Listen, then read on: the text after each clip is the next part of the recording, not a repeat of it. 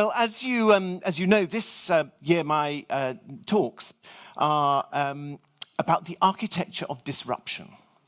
This is about what happens when, through either choice or catastrophe, a monarch can't rule or live in the buildings or palaces that were designed for his life and rule. And in my last lecture, I described how James I actually deliberately subverted English courtly conventions and established a series of extremely unusual royal residences that gave him privacy and freedom from conventional English royal etiquette. I introduced you into this rather amazing reconstruction of Royston Palace, which isn't just this building here in the middle of Royston. The palace was this entire block of buildings in the centre of the town.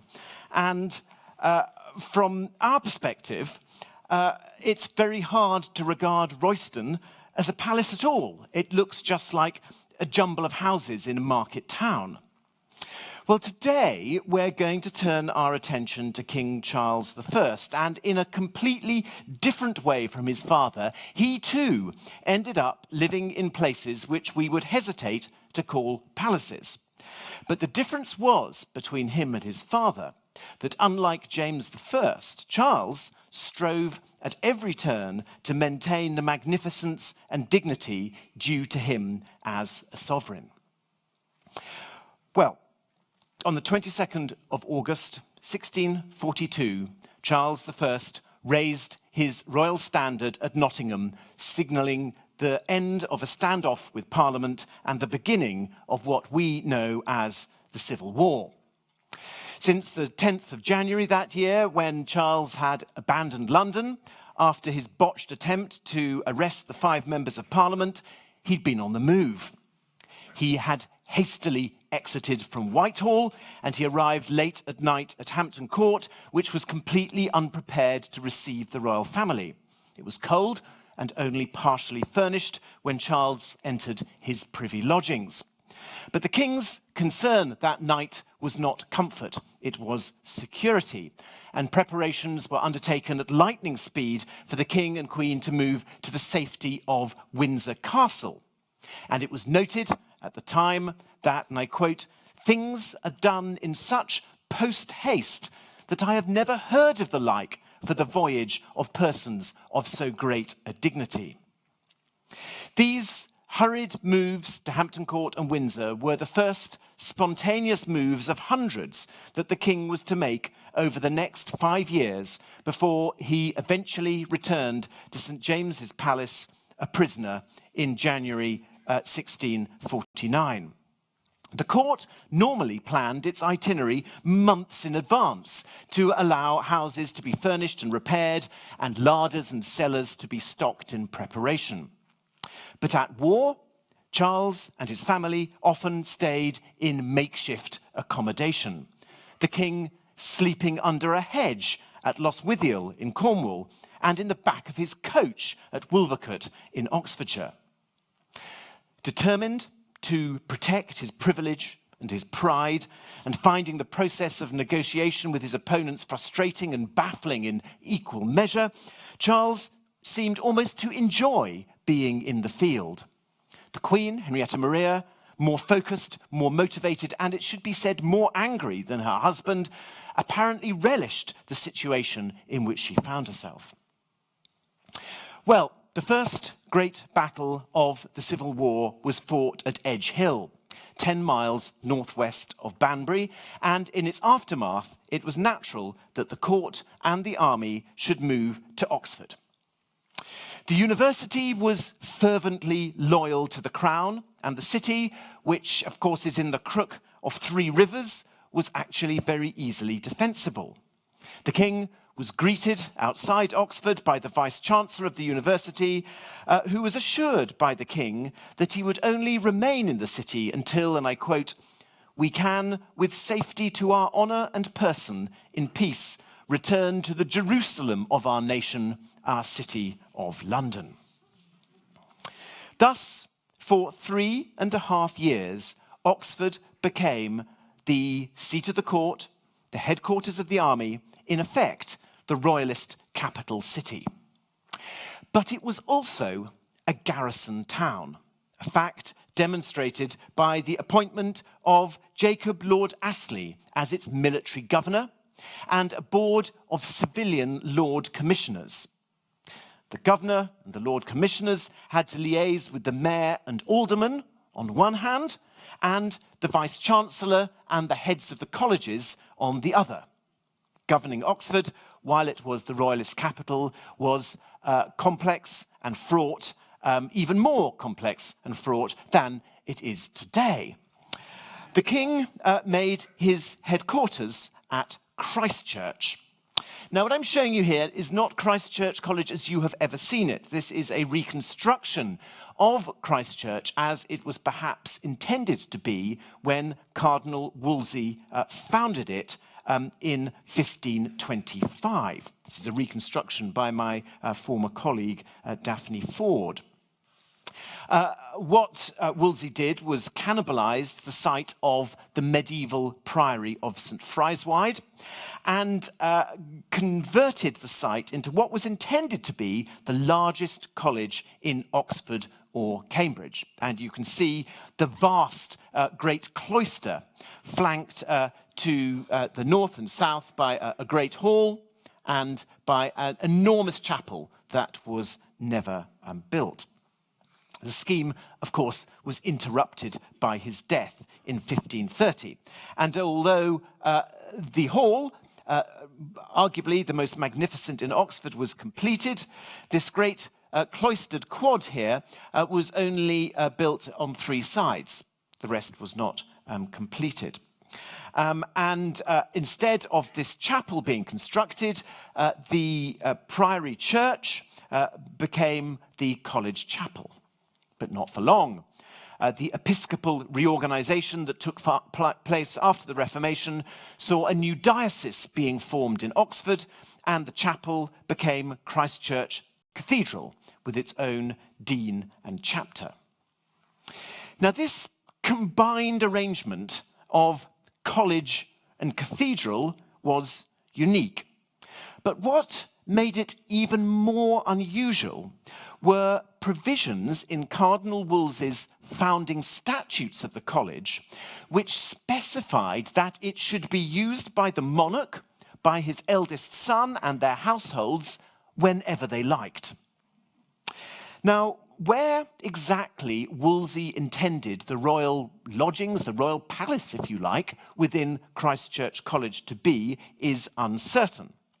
The obvious place would have been at the high end here of the Great Hall and in this great tower here that was built on the corner. But when in 1566 Elizabeth I exercised her right to stay at the college, she stayed in the deanery, which occupied the north end of this range here. And it was also here that Charles I stayed in 1636, when he was the guest of William Laud, the Archbishop of Canterbury. Now, Laud, who we could say a lot about this evening, but we're only going to mention briefly, had begun his career as a royal chaplain, and through the patronage of the Duke of Buckingham, had risen by 1633, not only to be Archbishop of Canterbury, but to be Dean of the Chapel Royal, a Privy Councillor, and Chancellor of Oxford University. And at Oxford, he had built a magnificent new quadrangle at his former college, St. John's. And in 1636, when Charles I came to Oxford, he came to see and to celebrate the opening of this magnificent new courtyard. Now, visits by Stuart kings and the expectation of more visits drew attention to the fact that incomplete Christchurch had all the prestige of a royal foundation, but none of the expected architectural magnificence. And this want was absolutely highlighted by this spectacular new courtyard at St. John's with its bronze statue in the middle here of Charles I by Hubert Le Sueur, and in fact also at the other side there was a statue of Henrietta Maria. And so at Christ Church, successive deans, Thomas Dupper and his successor Samuel Fell, who you see here, who were both fervent royalists, set out to complete Cardinal Wolsey's unfinished works. Because this is what Christ Church looked like in 1636 when Charles I came to the opening of St. John's College. And you can see 3 sides of the courtyard were completed, not the 4th. Here are the foundations of Wolsey's chapel, not erected. And here is what is now Christ Church Cathedral, which was the college chapel and also the cathedral of the diocese. So what these deans, Dupper and Fell, wanted to do was complete this side here of the courtyard. But in fact, the only thing they managed to do before the outbreak of the Civil War was complete this incredible staircase. Just go back here. This is the Great Hall. This is a tower here in which they built this magnificent staircase leading up to the Great Hall, one of the largest, if not the largest, fan vault ever to be built in England. And so, when Charles I arrived in Oxford to make it his royal capital in October 1642, the arrival of the court, in one sense, wasn't particularly unusual. On progress, the court frequently established itself in towns and cities, and because of this special status that Christ Church College had, the king's arrival there was a bit like entering one of the many royal progress houses maintained by the crown. Yet, there was a difference. The royal family very rarely moved together, and when the Queen eventually joined the king in Oxford, there would be extremely unusually 4 royal households in the city in total, including those, of course, of the 2 princes, Charles and James. In addition to 4 royal households, there was the army and its officers, and then increasing numbers of officers of state who, because of the war, quite a lot of them brought their families, their wives and their children with them. The court always had followers, but in Oxford it became a magnet for the dispossessed, the penurious, or the simply frightened royalists of all classes. And to make matters even worse, for every man of any status, there was at least 1 horse, and the requirements of stabling became absolutely immense. So there were 3 authorities who were charged with finding lodgings at Oxford for those with official duties. There was the quartermaster of the army, who was requisitioning lodgings for soldiers. There were the royal harbingers, who were billeting members of the royal household.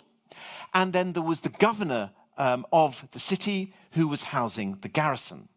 And everybody else just had to scramble madly and try and find a place to stay. In order to ease the pressure, the king issued a series of proclamations ordering people who had no official reason to be in the city to get out. Householders were actually paid an allowance, 3 shillings and 6pence a week for feeding a soldier, and the colleges charged their guests for board and lodging in exactly the same way they would have charged the students, who incidentally had all been sent home by the king in order to vacate the colleges for the royal households. Private owners could exchange little pieces of paper called billets, which were accommodation notices issued by the harbingers for cash. But the pressure on accommodation in the city was acute. This is Anne, Lady Fanshawe. She was summoned by her father to join the court at Oxford in 1643. Her father, Sir John Harrison, was a die-hard royalist, and he'd had his estates sequestered by Parliament, and by the time he reached Oxford, he was, in Anne's words, as poor as Job. She wrote in her autobiography, and I quote, that from as good house as any gentleman of England, we had come to a baker's house in an obscure street, and from rooms well furnished to lie in to a very bad bed in a garret. She describes the plague and sickness by reason of so many people being packed together as I believe there never was before of that quality. But most, she claimed, bore it with martyr-like cheerfulness. So the king moved directly into the Dean's lodgings at Christchurch. Now, this is David Logan's view of Christchurch a bit later, after the courtyard had been completed. In 42, it was still the U-shape, and the king moves into the lodgings just here. And you can see the lodgings again in one of the other of David Logan's views. It's this range here that the king is set up in, and a photograph from the garden. Ignore this bit here, which is added on later. The king's living in this block of rooms here. On the first floor, he had the usual arrangement of a presence chamber, like a sort of throne chamber, a privy chamber, a private chamber, and a withdrawing chamber. And there were private back stairs for him and his gentleman of the bedchamber leading up to the withdrawing chamber. The Privy Council met in the chapter house of the cathedral, and the Council of War met in the college's audit house, which was the old infirmary of the priory. The royal lodgings were furnished with royal tapestries, textiles, plate, and other furniture from the royal wardrobe. And the king clearly was carrying around the countryside with him up until 1642 a huge baggage train, because when his train was eventually captured at the Battle of Naseby, it contained 200 wagons. And this is 200 wagons of household goods, coin, and of course, famously after the Battle of Naseby, including all the king's personal correspondence. Now, although Archbishop Laud had characterized Christchurch as having many fair lodgings for great men, there wasn't actually enough space to accommodate either all the offices or the officers of state in the college, let alone the wider royal household. And so luckily, contiguous with Christchurch were two other colleges. So here we have Christchurch with the U-shape. This is what it was like in 1642. But you have Corpus Christi College here, and you have Merton College here. You also have Oriel College here. So these three colleges are actually contiguous. You don't need to go over a road to get to them. And you also have Oriel, which you just have to go over a little lane to get close to. And so all three of these colleges, Christchurch, Corpus, and Merton, were all crunched together into a sort of single big royal palace. So after Henrietta Maria joined the king in Oxford in 1643, she was giving lodgings here at Merton. And here is Merton College. Now, the king and queen knew this college. They had been here in 1629, and they had been feasted by the warden, Sir Nathaniel Brent. But Brent had elected to side with Parliament, and so he had been ejected from his lodgings, which were sited here in and above this gateway, and Henrietta Maria moved into them. So she moved into these lodgings here, and her household moved into this quadrangle. And this quadrangle was a brand new quadrangle. It was only completed in 1610, the most modern one in Oxford, in fact. And on this great tower here, there were the arms of James I. So they must have felt very comfortable and very at home. In order to link Merton and Christchurch, holes were bashed in the walls between the colleges, and gates were put in, and a path was laid across the colleges, through the gardens, so the king and the queen could get between them. So at Corpus Christi here lodged John Ashburnham, treasurer and paymaster to the army. And we know that the king and the princes frequently visited him at Corpus Christi College, because in the bursar's accounts, we can see that tips were given to the royal trumpeters and the royal footmen. The provost of Oriel, which I indicated where that was a moment ago, was John Tolson. He was another fervent royalist who actually became vice-chancellor of the university in 1642 and played a major role in the fortification of the city. Oriel was home to the Lord Treasurer, Francis Cottingham, and also to the Dean of the Chapel Royal, and to 35 other royal servants and army officers.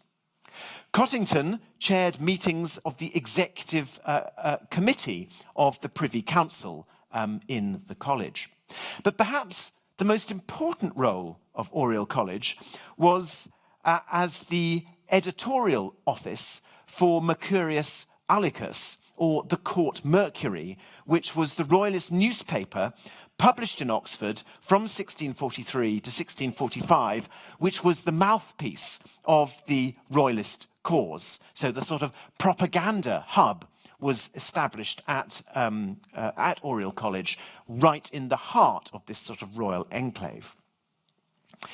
Now, although what I have just described to you at Christchurch, Corpus and Merton might seem like a rather elegant and charming, actually rather an agreeable royal enclave, we have to remember that it was also a war zone.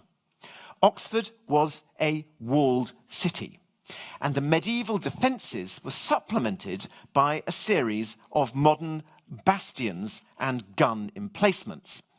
What you see here is a plan of Oxford drawn up in the early 40s, 42, 43, by Bernard de Gomm, who you see there, who later on became Charles II's chief military engineer. You can see the city here, the walled city and the city walls, but what you can see most importantly are these defensive outworks, these ravelins and bastions, all the way around the city of Oxford, which were the defences erected by the royalists, effectively using slave labour. The students who remained, foolishly, were required to build these bastions, and members of the town also. But what you'll notice on here is Bernard de Gomm only identifies two buildings by name, Oxford Castle here and Christchurch. And there is Christchurch, and here is the location of Corpus Christi, and here is the location of Merton. And you can see that in front of these colleges were these particularly large bastions, big gun bastions. And here are Christchurch meadows, and for those of you who know Oxford, know these beautiful meadows here, which were deliberately flooded by damming the rivers here. So as you were sitting in these colleges in 42, 43, and right up to 46 actually, you were looking over these fortified walls with huge cannons looking out over the flooded water meadows to protect the city from the parliamentarians. And when you look more closely at what's happening within the city, and here's a little plan that I've just done just to show where everything was, you'll see that actually the whole city was geared towards war. There was a magazine at New College. The artillery was parked at Magdalen College Grove. There was a cannon foundry in the middle of Christchurch. In the schools building, there was a factory repairing small arms. Drawbridges were being mended and manufactured in the schools buildings, and also armour and uniforms were stored there. Gunpowder, was prudently not made in the city, but was being milled on the outskirts of the city. The town was full of soldiers, often short on pay and short on temper. The city was overfull. It was prone to disease, squalor, fire, and disorder. So let's not imagine that they were having a cosy time, although, as I will go on to explain, Charles I did his best. Now, at the gates of Christchurch, here's Christchurch, was St Aldate's, this street here, named after the church here, St Aldate's.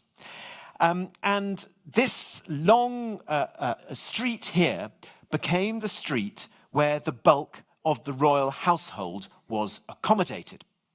In private street houses on both sides of the street lodged the king's surgeon, his tailor, his barber, his apothecary, and the royal seamstress. And all these people held posts that brought them into close contact with the king. And this is a brilliant bit of work that somebody did, not me, identifying from a survey that was taken where all the royal servants lived. There's Christchurch, there's the gates to Christchurch. These are all the royal servants, and these are all the places they lived along the street. Amazing piece of work someone's done. 80 of the king's red-coated lifeguard afoot were also billeted in St Aldate's, including their colonel, who was also the king's Lord Chamberlain.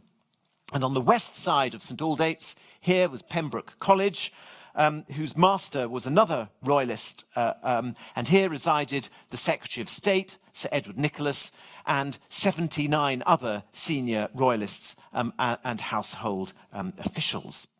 These people basically made their home in Oxford, many remaining in residence when the army left to campaign in the summer. Some married, many had children, and a few died. If you look at the burial records of Christchurch Cathedral up here, they include entries for an officer of the counting house, the clerk controller, 2 yeomen of the wardrobe, 2 garter heralds, and the keeper of the Great Seal. Well, soon after establishing himself at Christchurch, Charles issued a series of orders for the regulation of access to his lodgings. And these essentially were replicating the court etiquettes that were normally held at Whitehall, at Hampton Court, or elsewhere. He promoted William Seymour here, Marquess of Hertford, to be his groom of the stool. This is the most important person in the court, the person who looked after the king's personal needs. And as well as being the groom of the stool, he was made Lord Commissioner of Oxford and Vice-Chancellor of the university.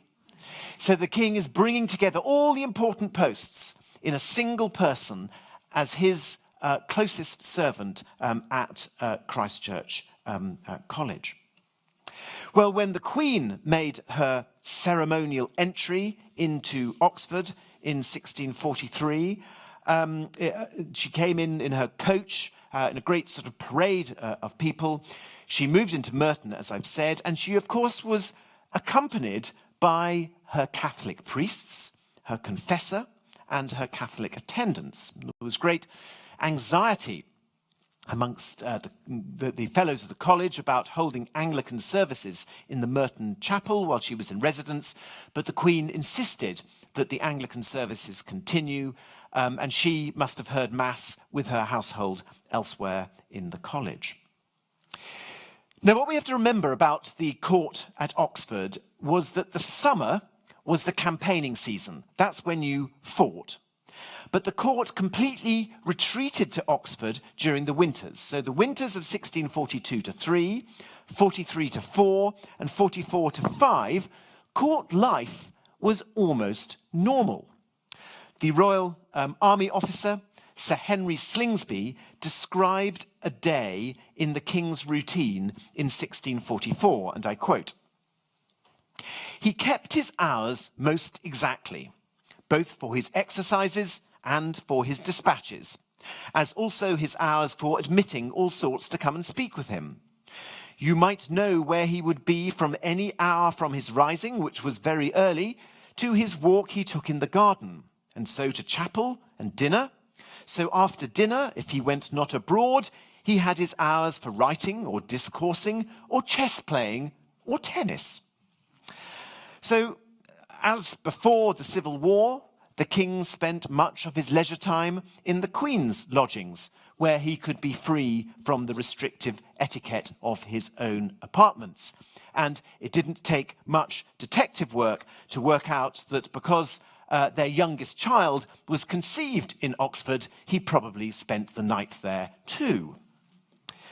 So the annual round of court ceremonial continued in wintertime, more or less uninterrupted. The king attended services in the cathedral, taking communion in public. Maundy Thursday, he distributes the Maundy money. He holds a chapter of the Order of the Garter. The young John Aubrey recalled often watching the king dining in public in the Great Hall at Christchurch. There was no shortage of food for the royal table, and some of the accounts survive, showing that the king's table set up for public dining was groaning with good food and provisions.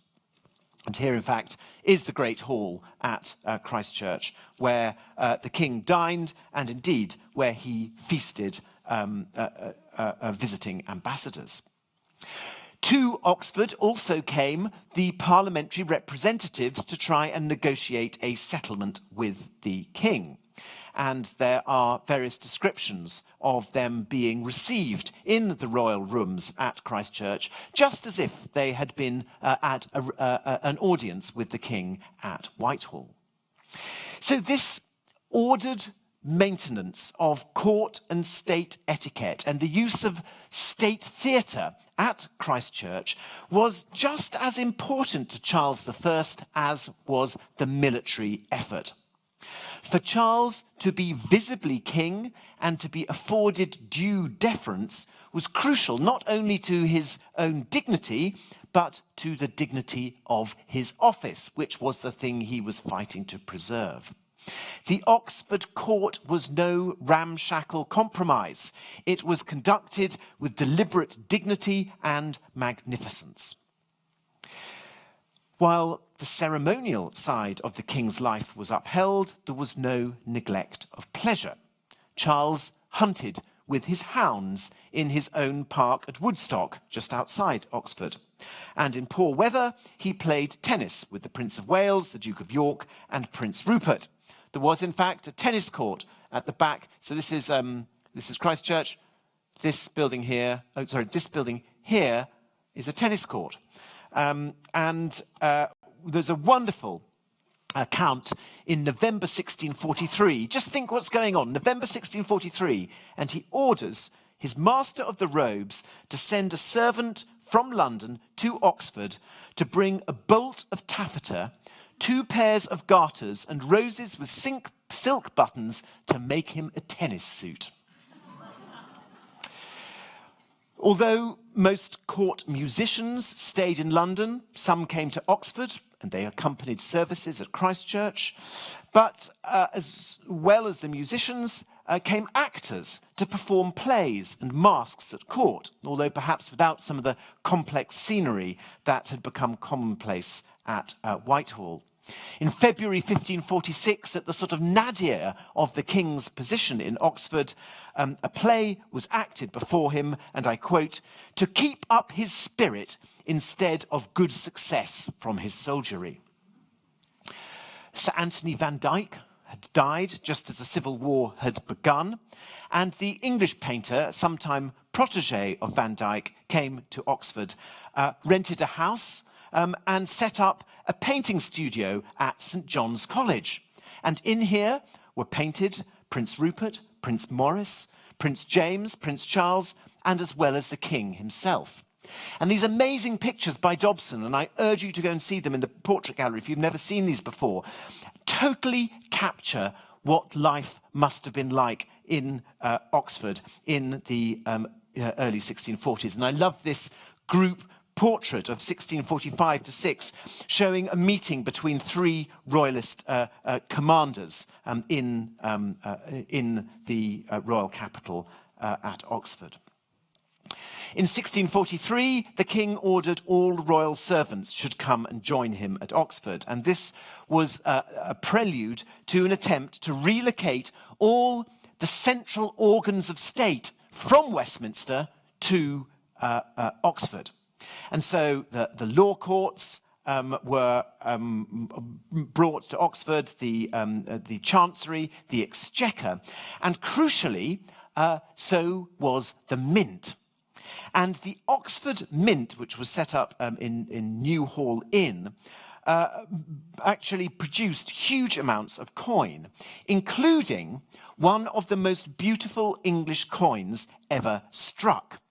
And you can see on the obverse of this coin here, slogans explaining what Charles I was fighting for. He was fighting for the Protestant religion, the laws of England, and the freedom of Parliament, Liber Parl, which is extraordinarily sort of ambiguous statements to us today.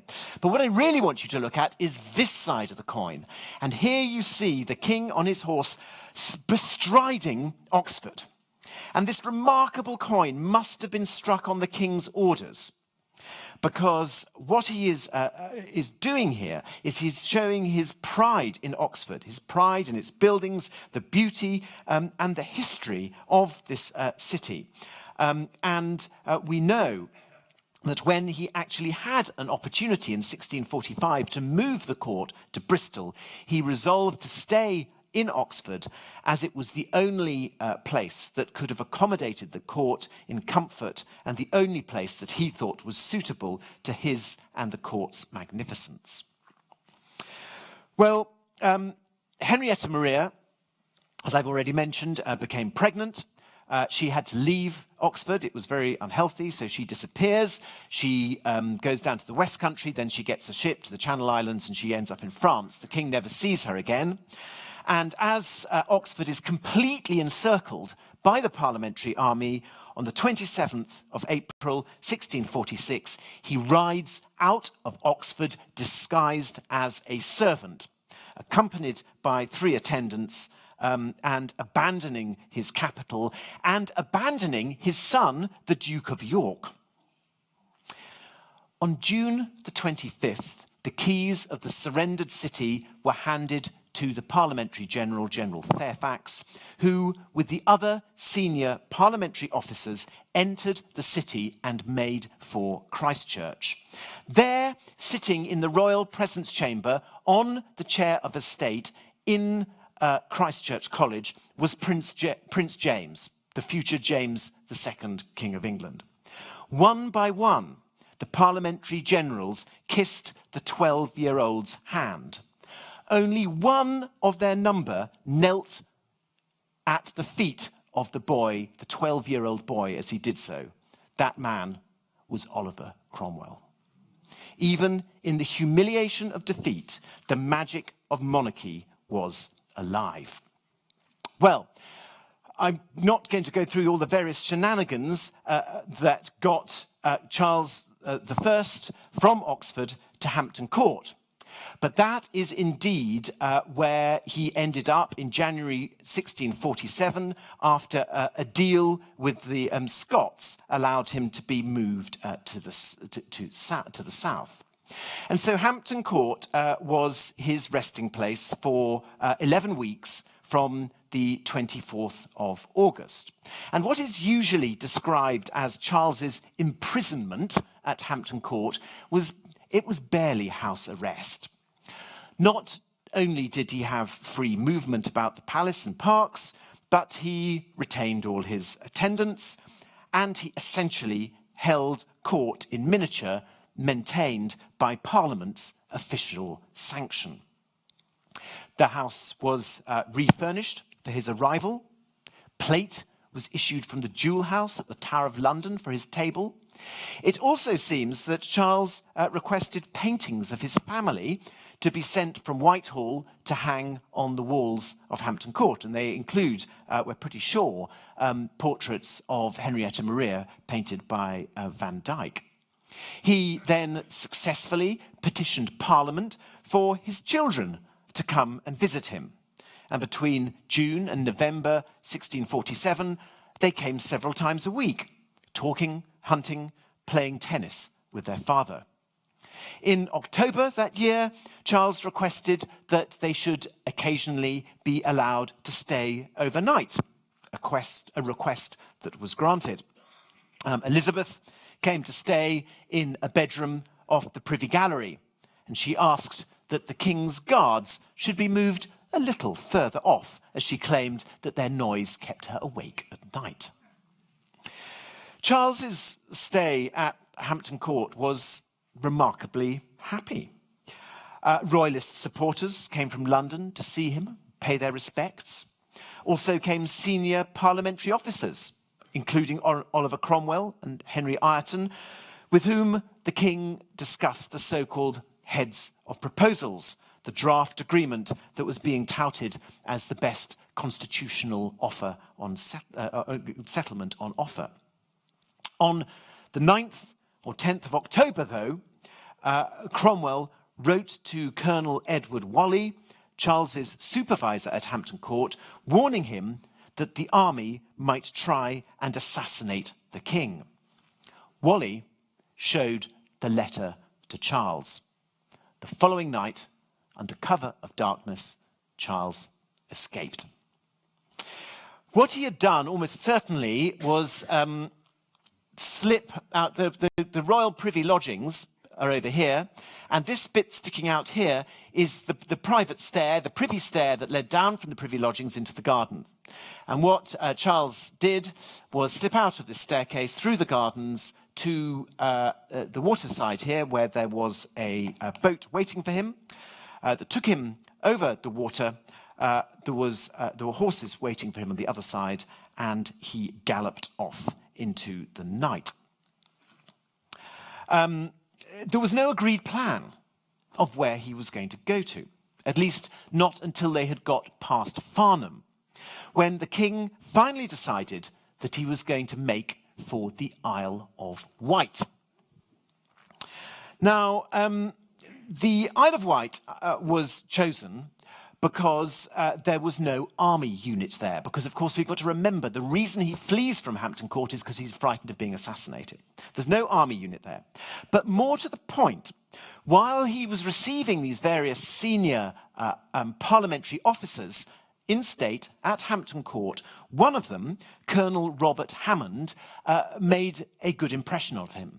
And Hammond, 26-year-old army officer, was made the governor of the Isle of Wight. And the intention was to go to Hammond and ask him whether he was prepared to shelter the king at Carisbrooke Castle.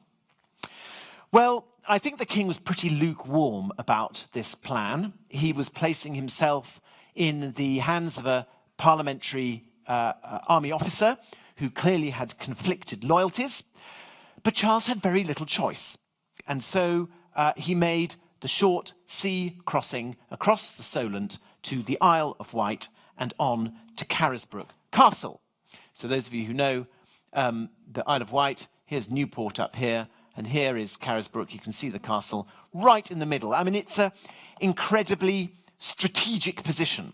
And because it was often regarded as sort of the gateway to England, it was a castle that had long been fortified, and last fortified in the 1590s, when there was the threat of Spanish invasion, the Spanish Armada.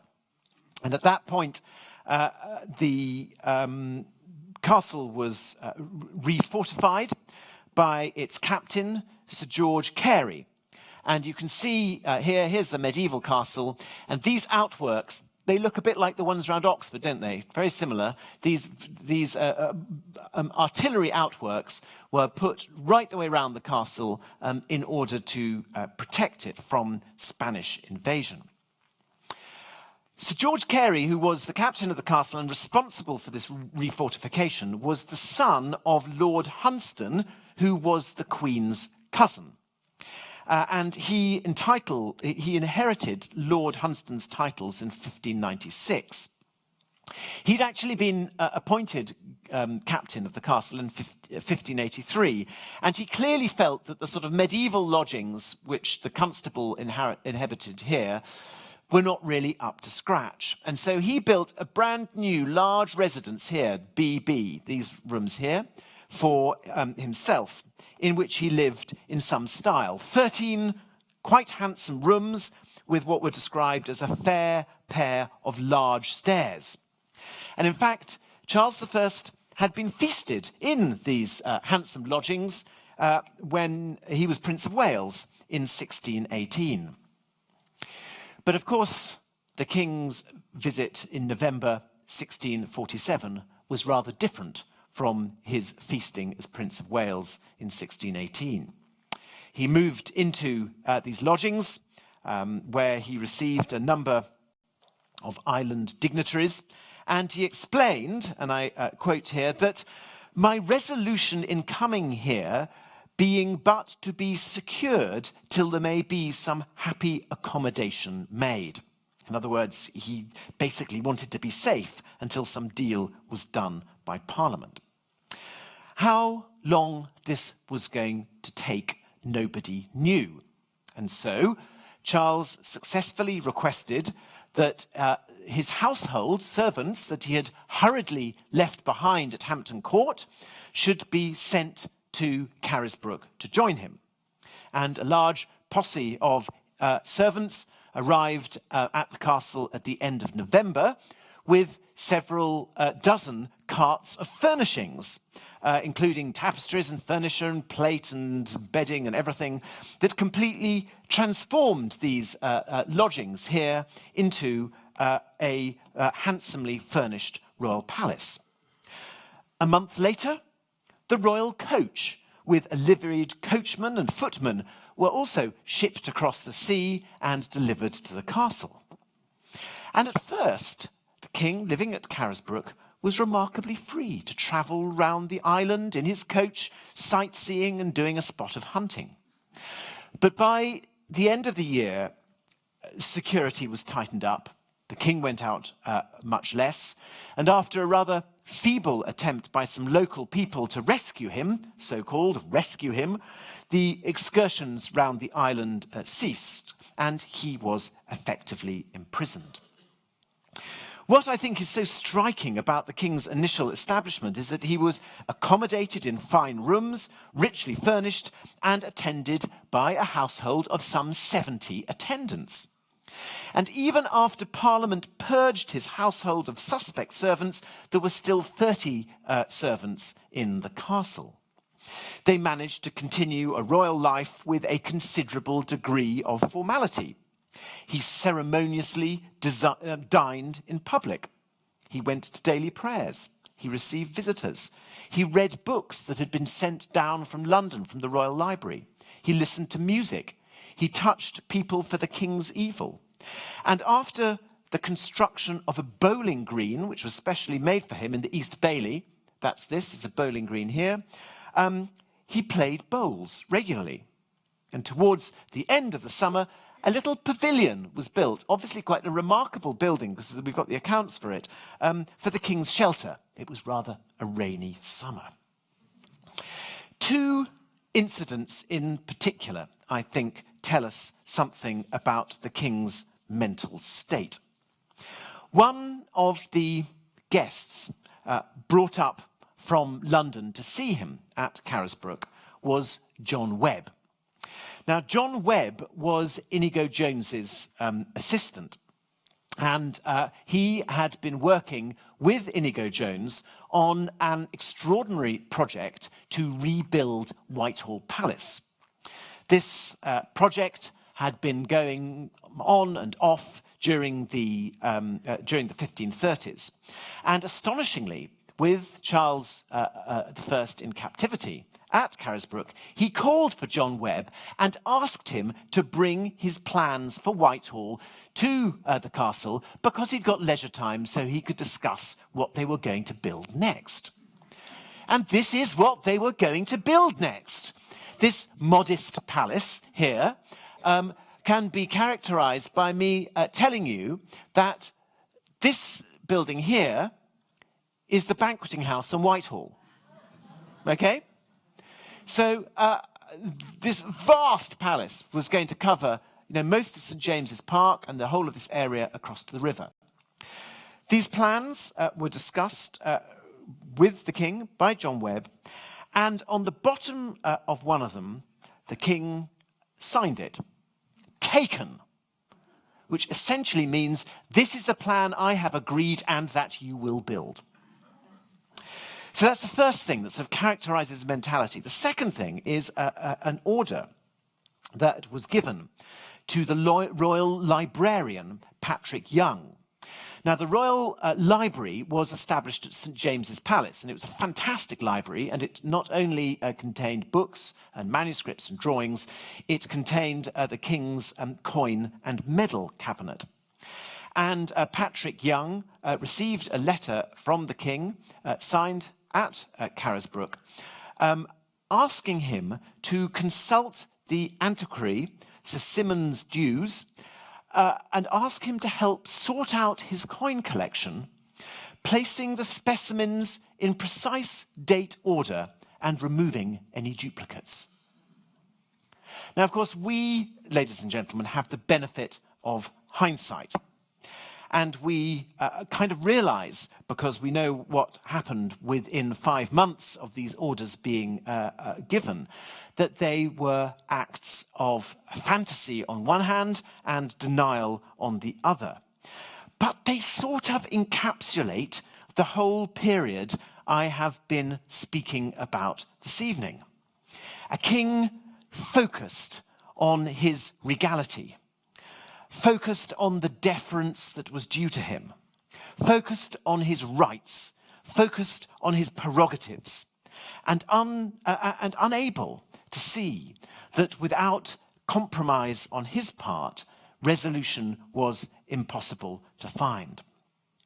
Well, after several hopeless attempts at escape from the castle, frustrated by a mixture of treachery, bad luck, and incompetence. My favourite one of his escape stories is the one where he tried to get out of his bedroom window that had bars on it.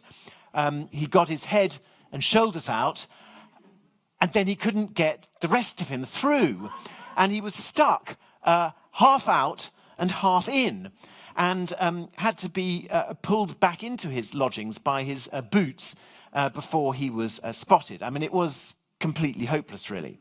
And as well as these incompetent attempts to escape, there were negotiations. And these, here is a contemporary woodcut showing the king at the negotiations for the so-called Treaty of Newport, which was part of the process to try and find an accommodation between the king and Parliament. But on November the 30th, 1648, after a year's residence, he was there for a year at Carisbrooke, Charles was removed to Hurst Castle on the mainland, one step towards London, and although nobody at the time appreciated it, one step towards the executioner's block.